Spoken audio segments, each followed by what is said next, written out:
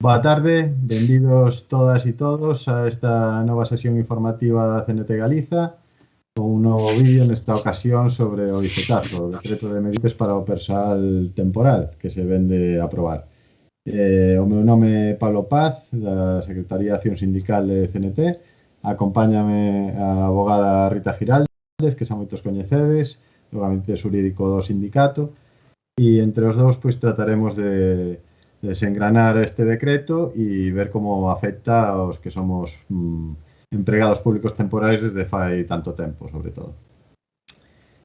Para empezar, poñernos en contexto, dicir que o estado actual deste decreto é que xa ven de ser reafirmado polos sindicatos, ¿no?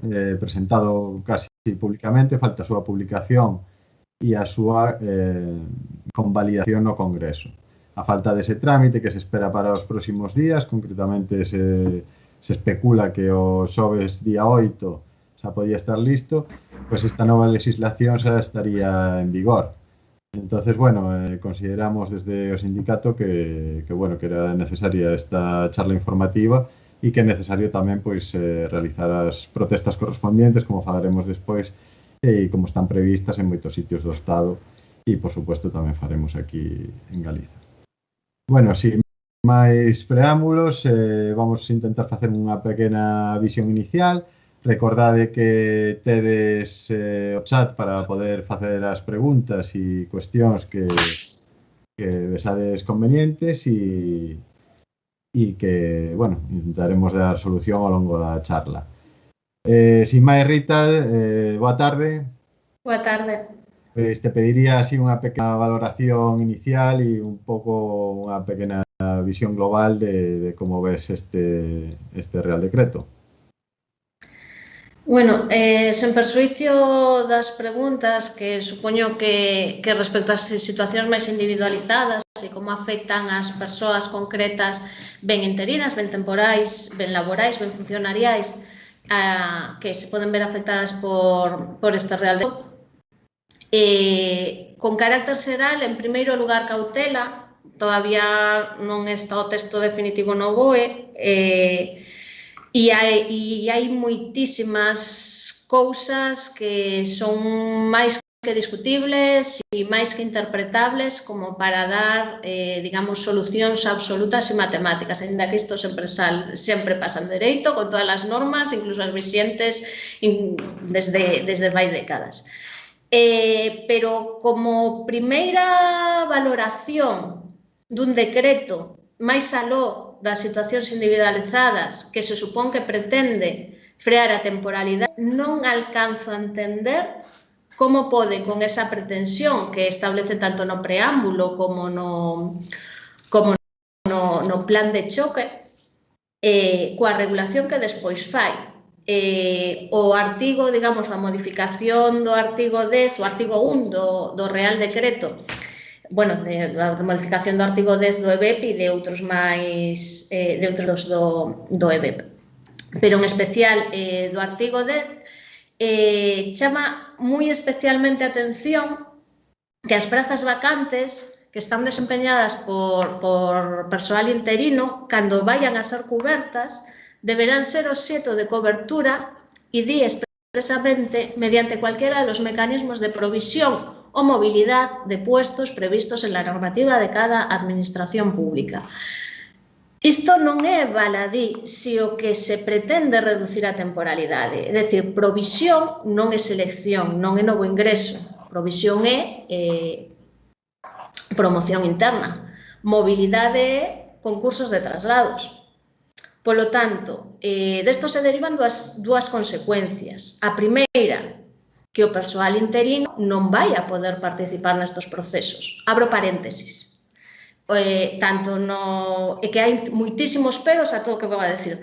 Tanto a xurisdicción social recoñece a participación non sin vacilación, sen concurso de traslados de persoal temporal indefinido non fixo, sempre e cando non altere a súa condición de temporal. O Constitucional ven recoñecendo este dereito á igualdade sempre cando non altere a condición tamén para o personal funcionario. Pero, ao marxe disto, que tampouco é tan unánime, aínda que, bueno, tengo que ratificado constitucionalmente, en principio, todas sabemos que os concursos de traslado se prevén para persoal funcionario de carreira ou para persoal laboral fixo e, desde logo, a promoción se prevé ata a día de hoxe, a ver como evoluciona a jurisprudencia, para os fixos e para os funcionarios e funcionarias de carreira. Polo tanto, nin siquiera poderían participar. Pero que, máis alá, non pode participar o persoal que, ou en principio, con estas matizacións que fago, non podría participar ese persoal, pero que tampouco podría participar para acceder ao emprego público calquera cidadán que cumplir os requisitos. E, sobre todo, non se pode reducir a temporalidade así, porque se eu os postos cubertos interinamente os cubro con un funcionario de carreira que xa está ingresado, mediante mobilidade ou promoción interna, ese funcionario de carreira deixa vacante outra praza. Se eu non cubro esa praza con outra vacante de novo ingreso, e parece que esas provisións só se prevén para xubilacións, sin perxuicio de que o decreto non impide facer convocatorias de novo ingreso, pero, dende logo, sí que está, pero esas coberturas se vayan a realizar con persoal que xa está. Por lo tanto, a temporalidade non se reduce, se traslada. Que pasa? Que se eu dentro de 3 anos convoco un concurso de traslados para personal funcionario para cubrir plazas de interinos, ese interino cesa, a partir, se o nomeamento posterior a este decreto cesa sin indemnización, e podo nomear outro interino na plaza que queda vacante. É dicir, a temporalidade así, tal e como está previsto, non parece estar, sin perxuicio de que nada impide, insisto, realizar convocatorias de novo ingreso. Desde logo, este Real Decreto non está prevendo ningunha medida excepcional, insisto, non para situacións individualizadas, sino para reducir en abstracto a temporalidade no emprego público, sino que se está insistindo máis e máis no mismo, a marxe de un proceso de estabilización único e extraordinario que parece que será o último esta vez e que rematará en 2024. Era un pouco o que había xa coa lei Montoro, ¿no? Cando se fixo a estabilización, pois era moi similar a esta. Esta parece que é un pouco un engadido en ese sentido, ¿no? Esos procesos pendientes, ampliálos para a xente que xa non entraba nun proceso anterior, ¿no? Unha bolsa nova de procesos de estabilización, aparte de, bueno, do que comentas de reducción da temporalidade e todo eso. Bueno, unha das preguntas que, bueno, que está facendo a xente e que, bueno, poden ser interesantes de comentar é se os procesos que hai en marcha se supón que van a seguir, se ven afectados por isto, os procesos, digo, os procesos de estabilización, consolidación e todo eso, e se hai marxe por parte das autonomías e dos concellos pois para facer modificacións a este decreto, ¿no? Hai un novo proceso de estabilización que si establece como plazo máximo o ano 2024 e expresamente indica que os anteriores se seguirán rexendo pola normativa que lle será de aplicación. Era máis ou menos o mismo que estamos... Sí, os procesos de estabilización continúan adiante. Sí, bueno, recordemos, bueno, xa fixéramos unha charla do procesos de consolidación, como estaban sendo, e de estabilización. Así, por resumir, valoran un 60% a fase de oposición e un 40% a fase de concurso, que ven a ser o mismo que recolle agora este decreto. Pero, bueno, xa insistimos no mismo, que os méritos non valen de nada mentres non pases a fase de oposición. E cos cortes que se están establecendo, polo menos en Galicia, a hora de facer estas convocatorias, pois son bastante elevados. Compites con outras xente e tes que ser dos mellores. Se non eres dos mellores, xa non pasas a seguinte fase, co cual xa non se valoran méritos. Eu entendo que este decreto, en ese sentido, sí queda aberto, como quedaban pois as outras estabilizacións, para que as convocatorias pois definan un pouco como ten que ser ese mínimo e que definir esos límites, ¿no? Entonces, bueno, en ese sentido tampouco axuda nada ao que xa hai, ¿no? Xa tiñamos esa oposición máis ou menos libre e o concurso para ordenarnos despois dos aprobados da oposición, si é que se produce, e non aporta ninguna mellora significativa de eliminación de límites ou que faga que non haxa que aprobar a fase de oposición para que faga medio concurso ou cosas destas que se poderían valorar. Entendo, non, Rita? Eso sempre es... Iso xa depende do proceso concreto, é dicir, pode haber procesos nos que superados os requisitos mínimos, a puntuación da fase de oposición establecida nas bases, sin que a posteriori o tribunal poda ou realice ningunha ponderación a maior ou a cara arriba ou cara abaixo para facer un corte xa na oposición para acceder ao concurso, ou si o contrario, como en algún caso se fixo, de feito, en algún reciente se fixo, non me acordo, en algún de política social, pero non me acordo exactamente cal, que se estableceu unha nota de corte en función das vacantes convocadas, de modo que ao concurso acceden única e exclusivamente o número de plazas convocadas, de modo que o concurso se convirte nunha preferencia en relación á orde de elexir un destino, pero non orden a aprobar, é dicir, aprobas ou suspendes a oposición. O concurso realmente só vale para elexir destinos porque todas as persoas que aproban a oposición se coinciden co número de vacantes. Pero iso é algo xa regular nas convocatorias. Moi ben. Outro aspecto, bueno, unha vez visto isto de que tampouco nos cambia nada, hai un aspecto que sí que introduce polo menos unha novidade, que é o tema das compensacións económicas, que chaman no decreto, que non se atreven a decir indemnizacións e que, bueno, hai tamén bastante confusión ao respecto. Refírome, van a pagar a 20 días serializadamente, os laborais teñen unha compensación e unha indemnización, o resto solo compensación, se fai imposible unha improcedencia de alguma maneira.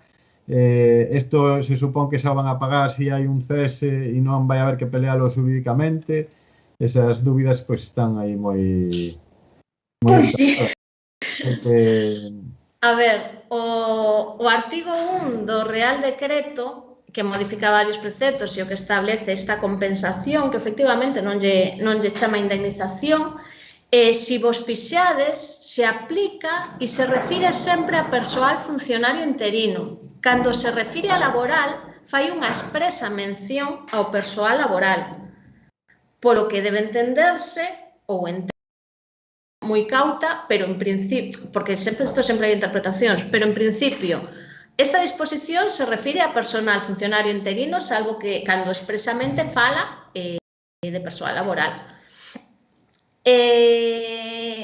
Hai varias cuestións, empezando polo persoal laboral. Despois de falar dos interinos, fai varias mencións o persoal laboral e unha delas en orden á indemnización.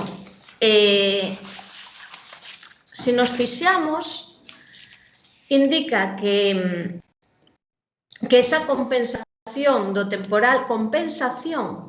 persoal laboral temporal se dá casos tamén de incumprimento dos prazos máximos de permanencia con contrato temporal laboral, pero sempre que supoña unha vulneración do establecido na normativa específica laboral de aplicación. É dicir, os contratos laborais non só son interinos, hai moitos contratos de obra, hai moitos indefinidos non fixos, que tamén son temporais, hai moitos, eventuais non debe haber tantos na administración todavía.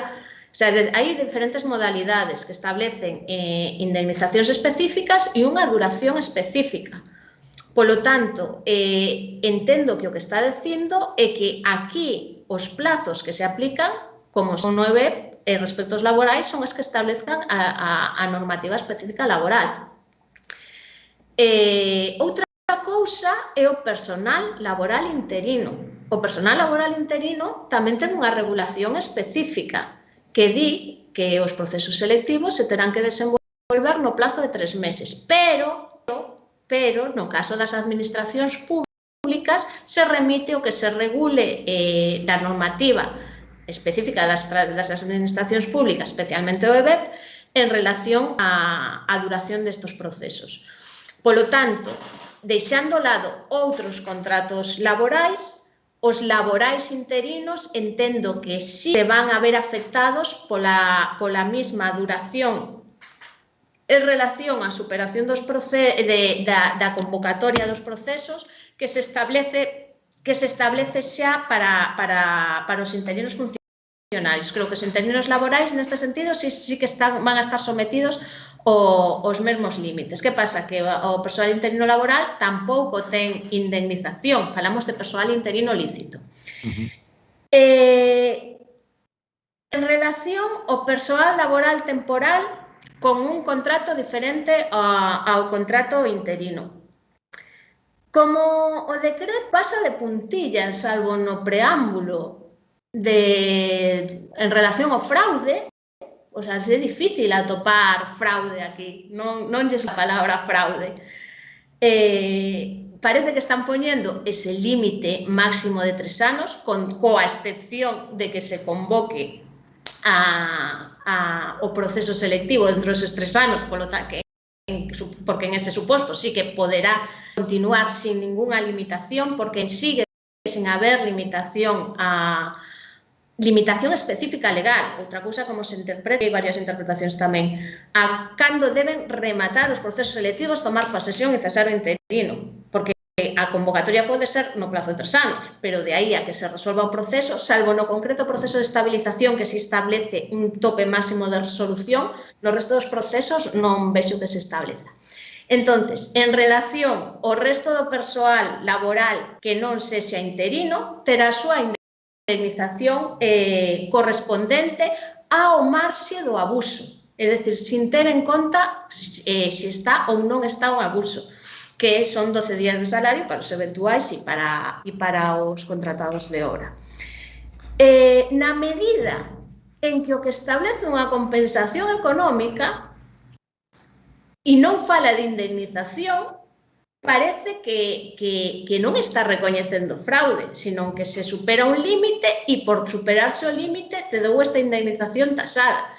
É certo que, por exemplo, un indefinido non fixo, que é o que o Tribunal Supremo na Sala Social considerou que era o que debía, bueno, isto é anterior á directiva incluso, o consideran como unha forma de sancionar internamente, en Europa non, como unha forma de sancionar o abuso na temporalidade e se recoñece a indemnización unha vez que eres indefinido. É certo que tampouco no social a esa indemnización de 20 días de salario por ano de servicio por cobertura regulamentaria ou por amortización regulamentaria, non calquera amortización sin máis, non se lle sumaba a estación, senón que se quedaban 20 días de salario. En ese sentido, non hai cambio, é dicir, o máximo que se pode percibir é esa indemnización de 20 días de salario, é dicir, non se engade. Eu entendo así esta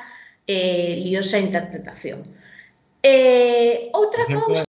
Pero sempre habería a posibilidade de... Bueno, falamos... Outra cousa é que aquí non están contemplando a situación que pode ter o persoal en fraude, que iso xa é unha cuestión que haberá que os tribunais, como sempre, a lei non vai a recoñecer a posibilidade de establecer o propio fraude pola administración, que sexa tan manifesto. Non son capaces de afrontalo de forma directa. Claro, un indefinido non fixo non pode cesar pola amortización porque non cubrín a plaza no plazo que me indicaban. Iso non é unha causa lícita de cese. Non é unha causa lícita de cese se non sigo os procedementos de amortización ou por causas obxectivas que establece o Estatuto dos Traballadores xustificadamente acudindo aos procedementos reglamentariamente establecidos, a indemnización que procede non vai a ser de 20 días, vai a ser de 45 senón readmisión, 45 hasta 2012, 33 a partir de 2012. Eso en caso de que exista fraude. E en social, pasados os 3 anos, coa última sentencia do Supremo que acolle pola relación que dá un pouco a regañadientes a doutrina do Tribunal de Xusticia da Unión Europea, van a ser de momento, se a cobertura regulamentaria ou a amortización é regulamentaria, 20 días de salario por ano de servicio. En relación ao persoal funcionario interino, a indemnización procede única e exclusivamente si tras os 3 anos e coa excepción de que se poda proceder a convocatoria dentro desos 3 anos, pero non cubrirse reglamentariamente, ou porque todavía se fai a convocatoria, pero non se resolve o proceso, ou que realiza unha convocatoria, como pon aquí, por concurso de traslados, que é o que lle dan preferencia, non se cubrir a praza, pois tamén permitiría a renovación dese contrato interino. Esta excepción tamén é relevante en relación á falta de intencionalidade de agotar a temporalidade, porque se realmente se convocan todas as prazas, como exixe ademais o artículo 70 EBEP e como exixe o Tribunal Supremo na Sala Terceira, no Contencioso Administrativo, chegou a decir que non hai maior vulneración ao principio de igualdade que a non convocatoria de todas as plazas, ao principio de igualdade no acceso ao emprego público.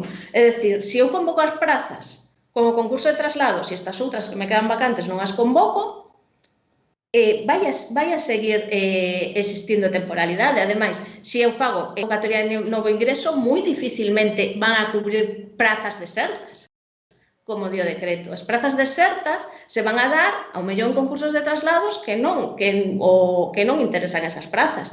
Pero se realmente hai unha convocatoria de novo ingreso, sería, vamos, moi difícil que non se cubrisen todas esas prazas. Bueno, en relación a isto, se temos algunha preguntiña aí polo chat, vou enganchar unha que tiña preparada con isto. Todo isto, basicamente, é acordo á normativa europea, que nos pregunta Encarna, e coincide co TJUE e os días estes de indemnización son compatibles ca sanción disuasoria que se exixe e todo isto. Dale a tua opinión. Dende o meu humilde punto de vista, nin de broma, pero ahora, eso non significa que se o que vayan a interpretar os tribunais. O mellor os tribunais si entenden que sí, porque o Tribunal Europeo tampouco é de todo claro.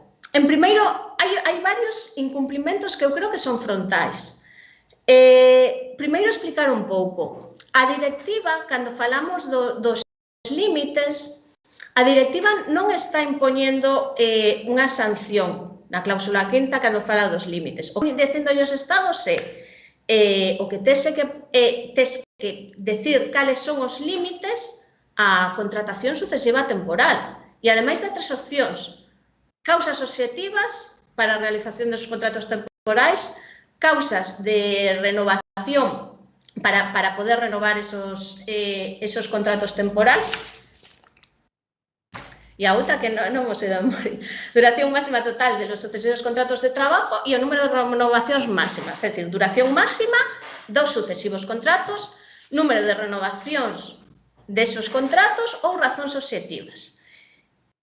Durante un montón de anos, unha das grandes preguntas era: a directiva só afecta a sucesión de temporais ou afecta a unha única relación laboral pero que se prolonga temporalmente excesivamente no tempo?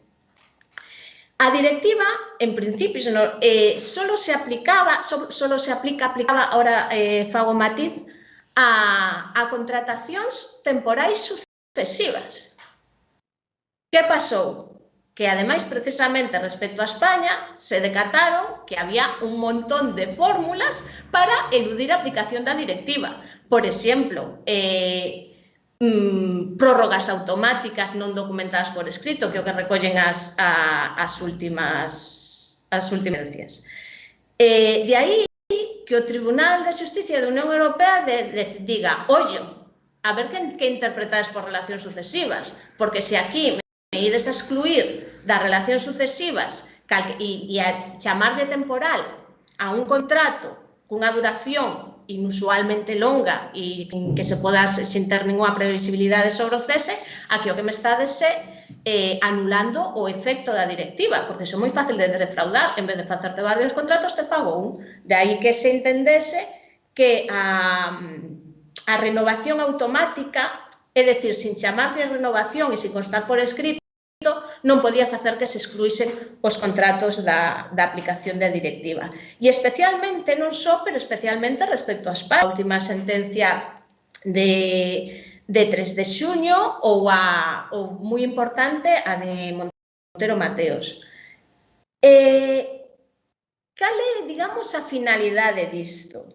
Dende o meu punto de vista, e isto volve a ser un punto de vista, o marco da directiva non é moi diferente o marco xurídico en España, polo menos respecto ao persoal laboral. Quer dizer, o contrato indefinido é o contrato xenérico. E se hai contratos temporais, teñen que ser causais.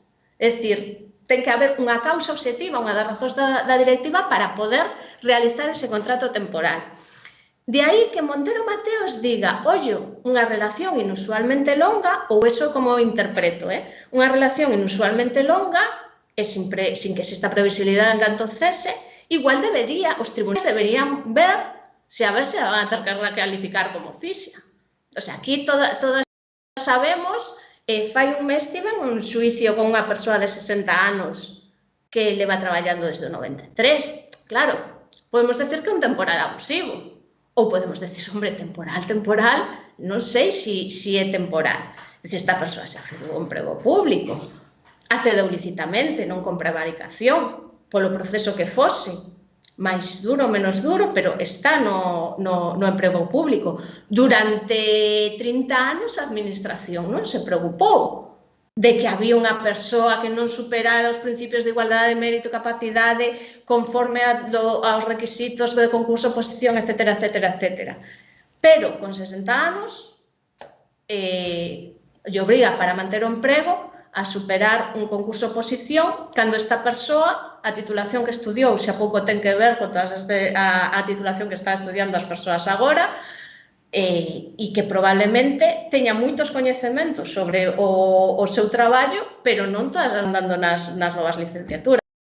De aí que os procesos de consolidación insistan en que as preguntas teñan que ser sobre as tarefas e procedementos habituais do posto e non en unha reducción de temario que ten que ver coas tarefas habituais do posto. Peche paréntesis, porque me liei. Vale, esta preferencia pola indefinición, que é moi clara, e non é tanto unha preferencia, sino o contrato indefinido, e se é temporal, ten que ser temporal, non che podes chamar temporal a algo que non é. Esta preferencia pola indefinición a vincula ademais co principio de igualdade, pola maior elevada tasa de temporalidade das mulleres en xeral na Unión Europea, e en particular en España, nas administracións públicas. Entón, eu entendo que, igual que no artigo 15 do Estatuto dos Traballadores, para poder realizar unha contratación temporal haberá que dar razóns obxectivas ou polo menos determinar cal é a duración máxima desas relacións ou polo menos decir cal é o número máximo de contratos. Se non, se a duración é extremadamente longa, igual chamar de temporal pois xa é un pouco inadecuado. Vale, esos son medidas que obriga a adoptar a directiva.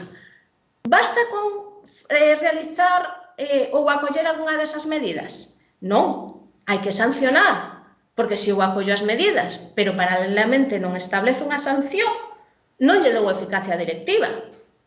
É dicir, se eu collo como medida razón obxectiva para realizar un contrato de interinidade, cubrir un posto mentras este vacante, sanción ninguna. Hai algún impedimento á administración para incumplir esa norma? Ningún. Ben, polo tanto, o primeiro é que me liei un montón, pero para mí o primeiro ataque frontal é que este decreto só contempla a hora de abonar esa indemnización de salario por ano de servicio o último dos contratos. Solo o último dos contratos, prescindindo da sucesión de contratos. Polo tanto, xa é unha vulneración directa da directiva, de forma directa. Segundo, a sanción, ou se pode considerar sanción 20 días de salario por ano de servicio como compensación económica polo abuso. Aquí hai varias interpretacións. Eu non, porque non é proporcionada, nin disuasoria, nin evita, nin dá eficacia da directiva porque non vai a evitar o abuso. Non é eficaz porque ten un límite, está tasada de forma que a maior incidencia no abuso, é dicir, esta persoa que vos decía de 60 anos que leva desde os anos 90, fai moitos anos no que o tope dos 20 días con un tope máximo de 12 mensualidades, onde vai que o pasou? O sea, é dicir, chega un momento en que a administración lle sale gratis o abuso. Vale. Por outro lado, é unha indemnización por cese. E aquí varias interpretacións. Cabe unha indemnización por cese, se pode entender, unha indemnización, unha compensación por cese, se pode entender como unha sanción adecuada en cumplimento da directiva? En principio, en Diego Porras díxose que non. E nestas últimas sentencias tamén se dice que non, na sentencia 3 de xuño, por exemplo, pero é certo que o fai con remisión a Diego Porras, é dicir, se refiren a indemnizacións por cese que prescinden da existencia do abuso. É dicir, por exemplo, aos 12 días de salario por ano de servicio do contrato de obra, que se dá incluso en contratos legais. É dicir, non sei que interpretará o Tribunal de Xusticia. Sei que os tribunais internos probablemente, de feito, o Supremo se audixo na última sentencia despois da de 3 de xuño que os 20 días estaban perfectos porque era unha sanción adecuada. Non sei que interpretación. A mí non me parece que sexa unha sanción adecuada nin disuasoria. Incluso, aínda que teña en conta o abuso. Nas sentencias, unha sentencia contra Italia en Santoro, aínda que di que o ordenamento italiano si era acorde, fala da reparación íntegra, é dicir, non unha indemnización tasada. Eu creo que non cumple os obxectivos da directiva e está por interpretar se unha indemnización, o sea, o que sí queda claro e dice clarísimamente o Tribunal de Xusticia que unha indemnización por cese, que ademais prescinde da existencia non abuso, non o é. Pero tamén é certo que na de 19 de marzo, cando fala de que o indefinido no oficio, que non é sanción, nin é ningunha das medidas, iso deixa moi claro, máis unha indemnización equivalente a despido improcedente, lle corresponderá aos tribunais nacionais ver se é suficiente ou non é suficiente. Entonces, afirmar categóricamente non sería tan categórica. Opino que cumple a directiva? Non. Creo que non é proporcionada nin disuasoria. E, de feito, senón non habería este nivel de temporalidade que hai.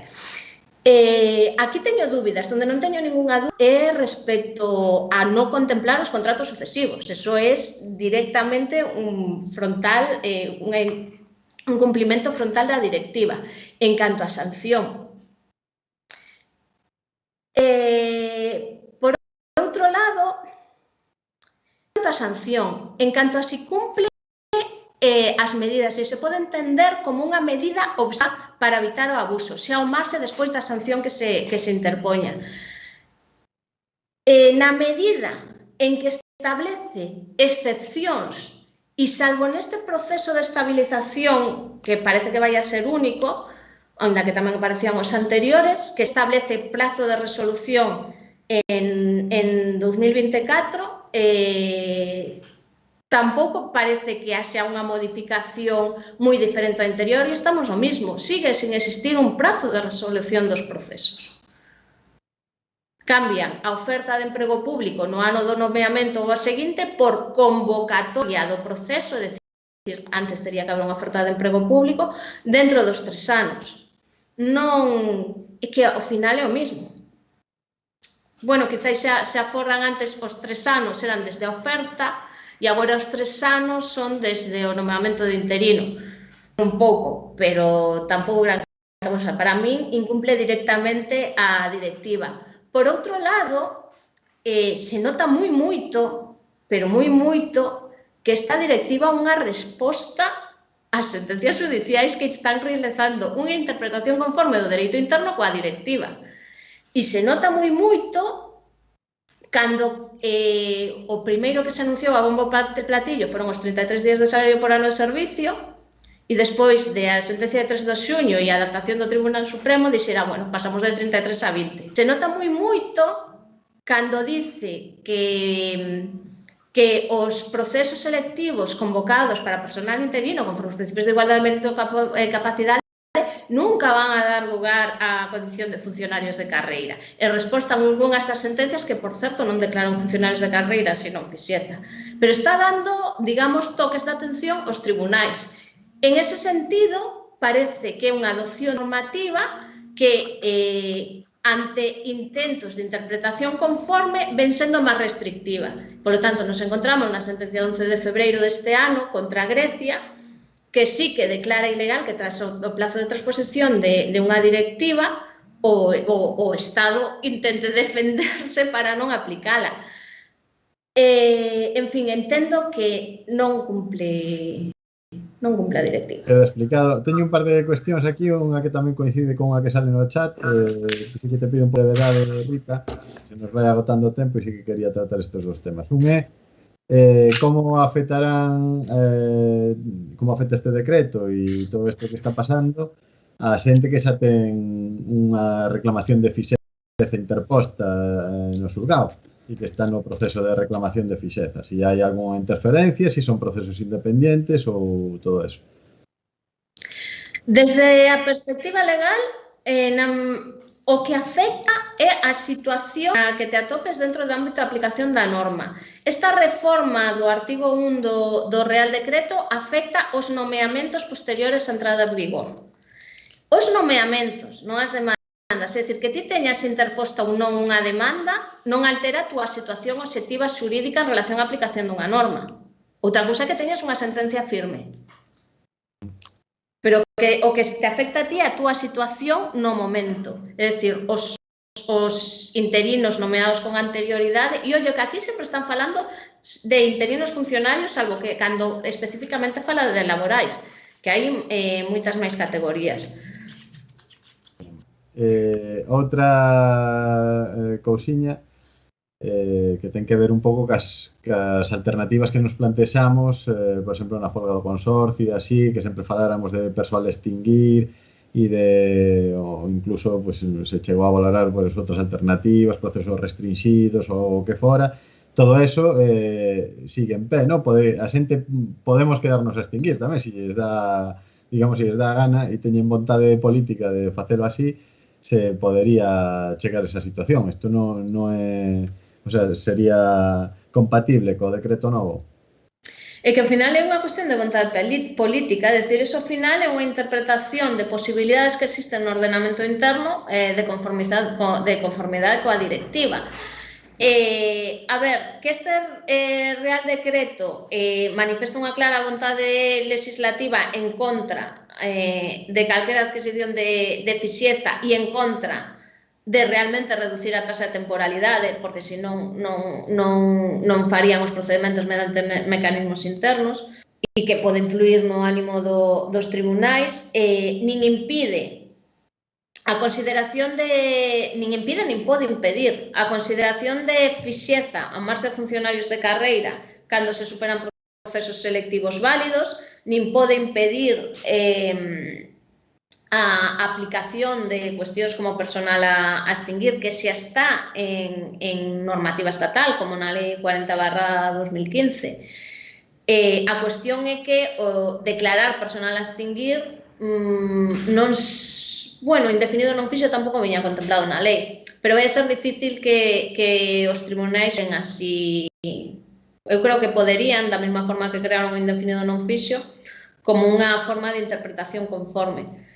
Pero vamos, vai a ser unha cuestión de que legislativamente se quera.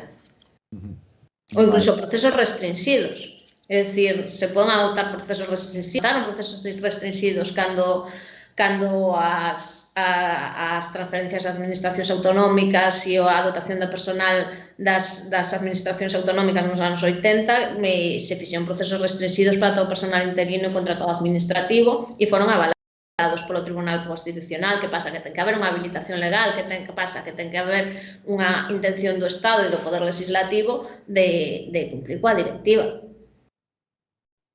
Moi ben. Bueno, unha última cuestión que igual hasta podo resolver eu, que nos preguntan se podemos participar na Acción Europa de Navas e Cusi. Non sei se coñeces, Rita. Pero Bueno, que eso lle preguntan ao sindicato. Por eso iba a contestar eu. Eu creo que cada un pode participar no que lle dé a gana, ¿no? E que pues, pode abrir os frentes que lle interesen. Hasta onde eu sei, pues, son iniciativas a nivel individual que sí que se xunta xente para que nos respetamos como nos gusta que nos respeten as cosas que nos facemos. Entón, bueno, hai moitas cosas igual que se poden facer e bueno, pois cada un decidirá cales son as máis oportunas. Despois un par de preguntas que teño por aquí tamén de os bombeiros forestais que son que están no terceiro ano de servicio e como quedaría a súa situación e dos persoais eventuais que levan moitos anos traballando e que non son indefinidos nin interinos e tal. Bueno, eu vos invito a todos estes colectivos, ¿no? E toda esta xente que tedes esta casuística que pues, mandedes un correo ca vosa situación detallada aos canais de contacto a sindical@cnt.gal ou a galiza@cnt.gal ou a calquera que atopedes na página web. Contacto e nos contedes a vosa situación particular, vale? Porque, como dixemos ao principio, a meternos a temas particulares pues, é bastante complicado. Bueno, entonces eu creo que podemos dar por finalizada aquí a charla informativa, moi ben explicado todo, Rita, moitas gracias pola túa participación e recordarvos a todos os que estades vendo isto que como parte das iniciativas de protesta que se está montando en todo o Estado para protestar contra este decretazo que non aporta nada ou que empeora incluso as condicións que temos, pois en Galiza estamos preparando unha convocatoria conjuntamente desde CNT, outros sindicatos CUT, COVAS, etc. e organizacións Plategal, Asociaten e demais organizacións de persoal temporal. Vamos a facer este xoves unhas concentracións, unha en Coruña e outra en Compostela, ás tardes, ás 19 horas, en Coruña diante da Delegación do Goberno e en Compostela diante da sede do PSOE que está ali nunhas rúas que vai por riba da Plaza Rosa. Entonces, bueno, invitarvos a ir, a protestar, non quedarvos na casa, ahora é un momento que temos que polo menos demostrar que non nos gusta para que non nos den máis e sempre hai marxe de mellora. Recordade que sempre as convocatorias que vayan a sair sempre teñen ese marxe de mellora e esa vontade política de poder facerse de outra maneira, non? E entón que siguen vixentes as cousas que sempre estivemos reclamando, pois que as folgas, como dicía antes, que a folga do consorcio e todas esas iniciativas e todas esas alternativas siguen estando en pé. Entonces, bueno, que non decaia a loita, animarvos a participar e pola nosa parte, pois seguiremos informando. Gracias, Rita, da miña parte e de parte de toda a xente que te agradece no chat a túa charla informativa. Gracias. Chao. Hasta logo.